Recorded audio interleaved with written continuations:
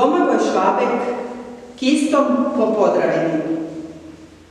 Skladan potez kistom podsjeća me na divotu brazde potegnutu u bogatoj podravskoj grudi. Krivudava crta plave boje na slici naive simbolizira rijeku Dravu i njezine snene obale. Na pejzažima ljeta obilje žute boje, to su plodna polja pšenice koje se zlate na suncu. Sve zelene nijanse nepregledne su šume Bilogore.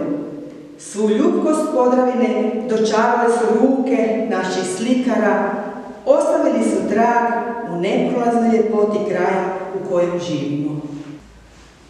Zvonimir Igrec. Misel na Gorice. Je to bilo zdavnja, da je moj stric pol brega imel Gorice.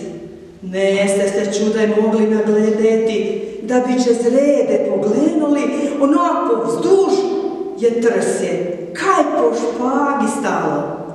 Zrnje je bilo debelo i mesnato, a vino črleno, mirišlavo i vtečno. Kak se ono veli, i angeluši bi ga pili. Če se vez da zmislim, mi mam na zube sline curiju. Z oči mi vrtim, kak pesoglavec. Zubi mi ruščem, šaka mi stiščem, a kaj mi se to vredi, da nega više stari Gorice. Jadranka Lakuš, Senjim te. 100 pesmi ja sam napisala i sve su bile samo za te. Slike šarene sam narisala, na njima oči tvoje poznate.